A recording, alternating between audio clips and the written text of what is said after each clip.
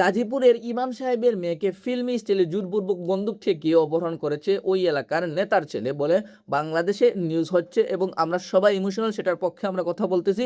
ইমাম সাহেবের কান্না আমরা সহ্য করতে পারতেছি না, বাট ঘটনার নেপথ্যে কী ঘটেছিল বা কি হয়েছিল সেদিন আমি আজকে একটা ভিডিও দেখার পরে বুঝতে পারলাম। আর সেই ভিডিওটা করেছেন মুফতি সাইফুল্লাহ সালিম। আমি আজকে তার ভিডিওর কথাগুলো আমার ভিডিওর মাধ্যমে আমি বলবো।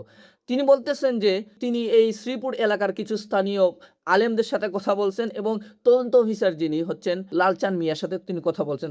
কথা বলে যেটা তিনি জানতে পারছেন যে ওই স্থানীয় যারা আছে ওরা বলতেছে হচ্ছে যে ওই মেয়ে এবং ছেলের মানে ঘর বা বাড়ি হচ্ছে একদম পাশাপাশি, ওদের মধ্যে দীর্ঘদিন যাবৎ জোরে রিলেশন চলছিল। আর মেয়েটার বয়সটা একটু কম, 15 বা 16-র আশেপাশে। সো ওইখানে মেয়েটা একটু অল্প, বাট ও রিলেশনের সম্পৃক্ততা জড়িয়েছিল অনেকদিন যাবৎ ধরে।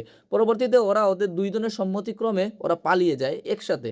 পালিয়ে যাওয়ার পরে কিছুদিন থাকার পরে, আই মিন 2 or 3 days তারা একসাথে থাকার পরে ওরা এখানে আক্ত করে ফেলে, হচ্ছে ইসলামিকভাবে যেটাকে বৈধ আমরা বলে থাকি, আক্ত করে ফেলে। পরবর্তীতে ওই বন্ধু হচ্ছে শাকিল এবং ওই মেয়ের চাচা তাদের সমঝোতায় তাদেরকে বাড়িতে ফিরিয়ে নিয়ে আসা হয় আবার, যাতে তারা সামাজিকভাবে আবার একসাথে থাকতে পারে। বাট ওইখানে একটা বৈঠক বসে হচ্ছে ওই মেয়ের বাবা এবং ছেলের বাবার মধ্যে। তো ওই মেয়ের বাবা চাচ্ছিলেন যে আমার মেয়েকে আমি দিব, বাট একটু টাইট করে, লাইক সামথিং আমার মেয়ে এখানে দীর্ঘদিন থাকবে, যেহেতু সে গিয়ে অলরেডি আক্ত করে ফেলছে, বাট আমি চাচ্ছি যে এমনভাবে দিব যাতে ছেলেটা কিছুদিন পরে আবার ওকে ছেড়ে চলে না যায়। কিন্তু ছেলের বাবা ওইখানে একটু গড়িমিশি করে বসেন, মানে tight or something like he was not accept, মানে ওটা উনি অ্যাকসেপ্ট করতেছিলেন না। উনি চাচ্ছিলেন যে নর্মালি থাক। সো পরবর্তীতে তাদের মধ্যে একটা দ্বন্দ্ব হওয়ার এই দ্বন্দ্বর জেরে ছেলের বাবা ছেলেকে নিয়ে আসে এবং মেয়ের বাবা মেয়েকে নিয়ে আসে।